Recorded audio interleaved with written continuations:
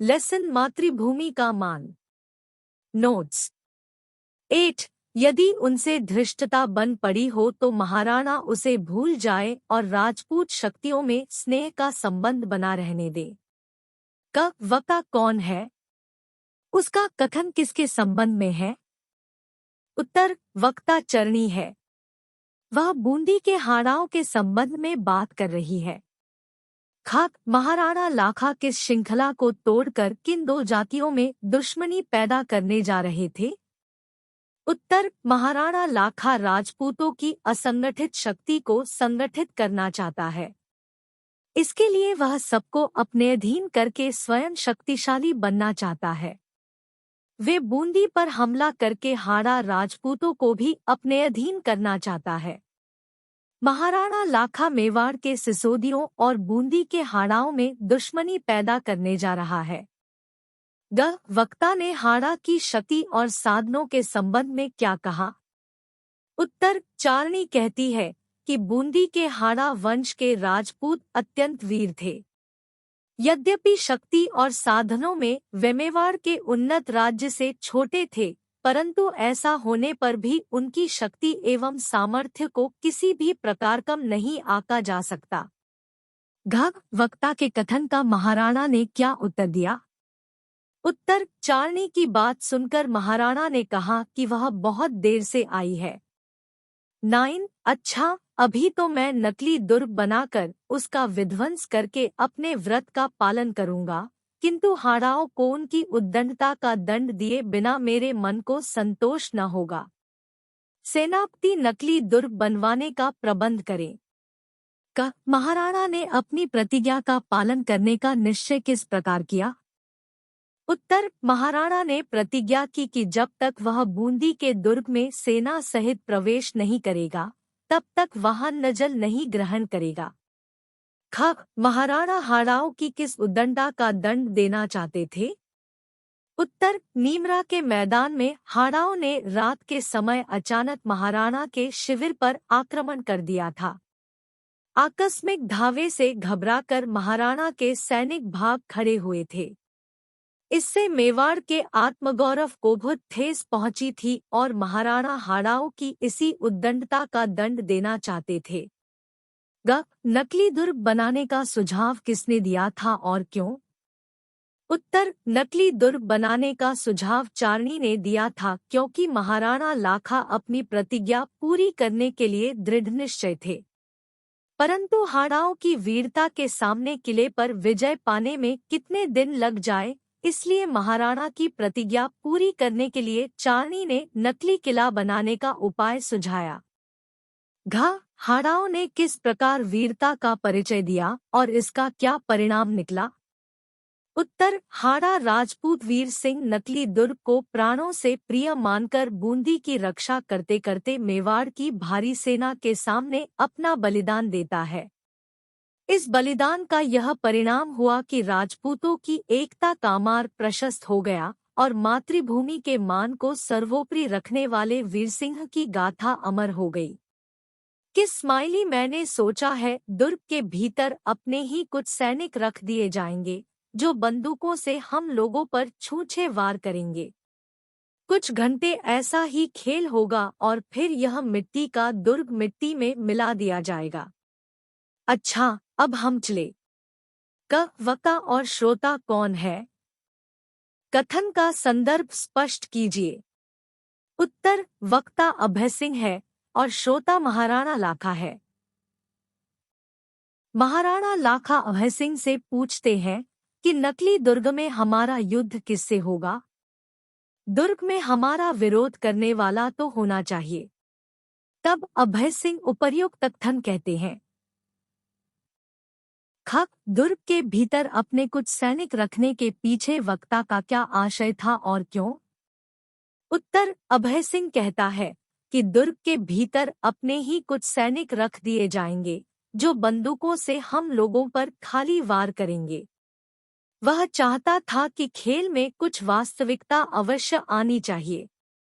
क्या आप महाराणा द्वारा नकली दुर्ग को ध्वस्त करके अपनी प्रतिज्ञा पूरी करने को उपयुक्त मानते हैं?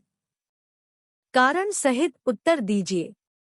उत्तर, महाराणा द्वारा नकली दुर्ग को ध्वस्त करके अपनी प्रतिज्ञा पूरी करना उपयुक्त है, क्योंकि महाराणा ने अन्न जल ग्रहण न करने की प्रतिज्ञा ली थी और हाड़ा वीरों के सामने न जाने कितने दिन लग जाते। दूसरा, महाराणा को अपमान की वेदना से छुटकारा मिल जाएगा। घ, छूछे वार का आशय स्पष्ट कीजिए। नकली दुर्ग की रक्षा करने पर हाड़ा सैनिकों के चरित्र की किस विशेषता की ओर संकेत मिलता है? उत्तर, छूछे वार का अर्थ है खाली वार करना। नकली दुर्ग में महाराणा के अपने सैनिकों को उन पर खाली वार करना था, क्योंकि यह तो एक खेल था।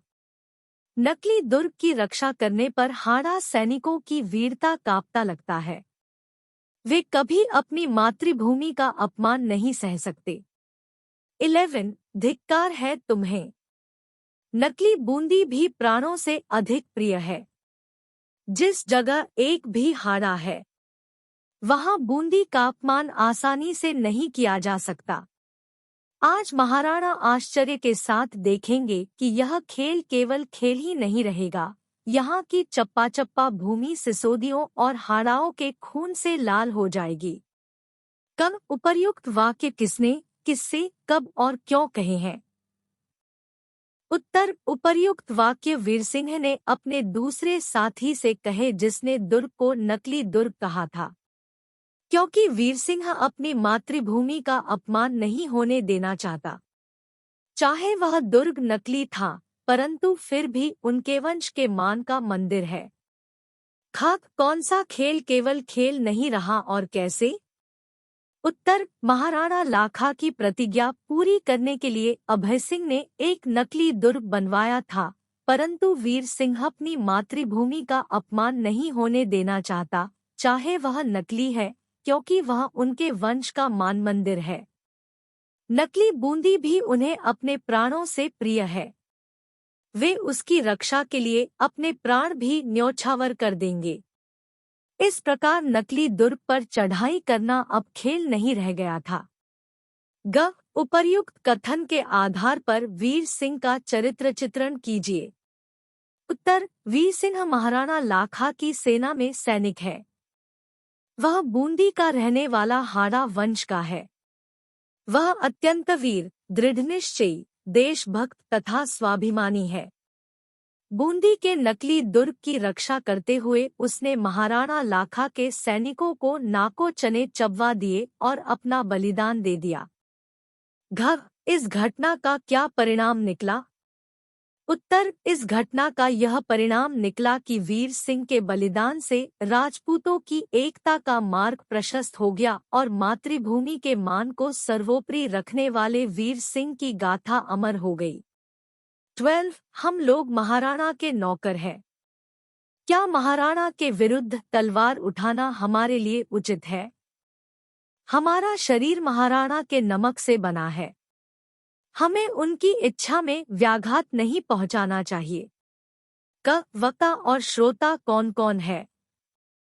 वाक्य का संदर्भ स्पष्ट कीजिए।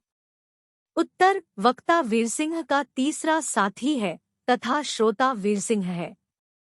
महाराणा ने चारणी के सुझाव पर एक नकली दुर्ग बनवाया और उस पर विजय प्राप्त करके अपनी प्रतिज्ञा पूरी करने की योजना बनाई, पर बूंदी निवासी राणा की सेना में कार्यरत कुछ सैनिकों और वीरसिंह ने उस दुर्ग को देखा। वीरसिंह उस नकली दुर्ग की रक्षा अपने प्राणों की बलि देकर भी करना चाहता है। तब उसका तीसरा साथी उपर्युक्त कथन कहता है। खाक, वक्ता महाराणा के विरुद्ध तलवार उठाने को उचित क्यों नहीं मानता? क्या आप उसकी बात से सहमत हैं? उत्तर, वक्ता तीसरा साथी महाराणा के विरुद्ध तलवार इसलिए नहीं उठानी चाहता क्योंकि वे महाराणा लाखा की सेना में सैनिक है और अपने मालिक को धोखा देना अनुचित है। अपने महाराणा के विरुद्ध तलवार उठाना अनुपयुक्त है। नहीं, हम उसकी बात से सहमत नहीं हैं। ग, वक्ता की बात सुनकर श्रोता ने क्या उत्तर दिया? उत्तर, तीसरे साथी की बात सुनकर श्रोता वीरसिंह अपने साथी को समझाते हुए कहता है कि माना हम राणा के नौकर हैं, परंतु जिस जन्मभूमि की धूल में खेलकर हम बड़े हुए हैं, उसका अपमान कैसे सहन किया जा सकता है। जब कभी मेवाड़ को हमारी जरूरत पड़ी है, तो हमारी तलवार ने राणा के नमक का बदला चुकाया है। आप वक्ता और श्रोता में से किसकी बात को उचित मानते हैं और क्यों? उत्तर, हम श्रोता वीर सिंह की बात को उचित मानते हैं, क्योंकि अपनी मातृभूमि का मान सर्वोपरि होता है। जिस जन्मभूमि की धूल में खेलकर हम बड़े हुए हैं, उसका अपमान सहन नहीं किया जा सकता। इसलिए प्रत्येक व्यक्ति का कर्तव्य है कि अपनी मातृभूमि की रक्षा के लिए हमेशा तत्पर रहे। 13 महाराणा, अब तो आपकी आत्मा को शांति मिल गई होगी। अब तो आपने अपने सिर से कलंक का टीका धो लिया। वक्ता कौन है? उसके कथन का क्या अभिप्राय है? उत्तर, वक्ता चारणी है। चारणी महाराणा लाखा से कहती है कि नकली दुर्ग पर विजय प्राप्त करके आपको अपमान की वेदना से छुटकारा मिल गया होगा और अपने आत्मसम्मान एवं प्रतिष्ठा पर लगे कलंक को धो दिया होगा। किसकी वीरता ने महाराणा के हृदय के द्वार खोल दिए तथा क्यों? उत्तर, वीर सिंह की वीरता ने महाराणा के हृदय के द्वार खोल दिए थे। वीर सिंह के बलिदान ने उनकी आंखों पर से पर्दा हटा दिया था, क्योंकि उन्हें लग रहा था कि ऐसी वीर जाति को अधीन करने की अभिलाषा करना पागलपन था। 14 वीर सिंह की वीरता ने मेरे हृदय के द्वार खोल दिए हैं, मेरी आंखों पर से पर्दा हटा दिया है। मैं देखता हूँ ऐसी वीर जाति को अधीन करने की अभिलाषा करना पागलपन है। वीर सिंह ने किस वीरता का परिचय दिया? उत्तर, जब वीर सिंह को पता लगता है कि महाराणा लाखा ने अपनी प्रतिज्ञा पूरी करने के लिए बूंदी का नकली दुर्ग बनवाया है और उसे तोड़ने का निश्चय किया है, तो उसका स्वाभिमान जाग जाता है। वह कहता है कि यह दुर्ग हमारे वंश के मान का मंदिर है। नकली बूंदी भी हमें प्राणों से अधिक प्रिय है। इसे हम मिट्टी में नहीं मिलने देंगे। बूंदी के नकली दुर्ग की रक्षा करते करते उसने महाराणा लाखा के सैनिकों को नाको चने चव्वा दिए और अपना बलिदान दे दिया।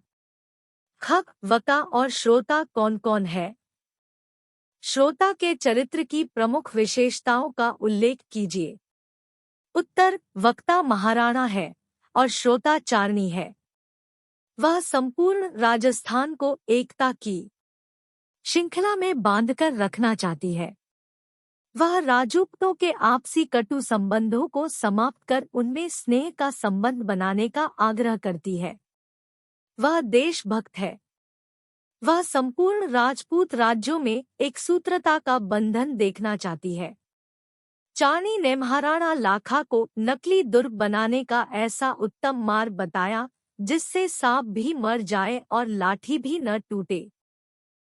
हृदय के वार खोलना और आंखों पर से पर्दा हटाना का प्रयोग किस उद्देश्य से किया गया है? उत्तर, महाराणा को इस बात का तनिक भी अनुमान नहीं था कि उसी के सैनिकों में से वीर सिंह और कुछ सैनिक बूंदी के इस नकली दुर्ग की रक्षा करते करते अपने प्राण उत्सर्ग कर देंगे। तब महाराणा के मन के द्वार खुल गए और वास्तविकता सामने आ गई कि अपनी मातृभूमि का मान सर्वोपरि होता है। वीर सिंह की मृत्यु के बाद महाराणा लाखा आत्मग्लानि से भर जाते हैं। वह उसके शव का आदर करते हैं और उसे सच्चा बहादुर बताते हैं। महाराणा ने अपनी किस अभिलाषा को पागलपन कहा है और क्यों?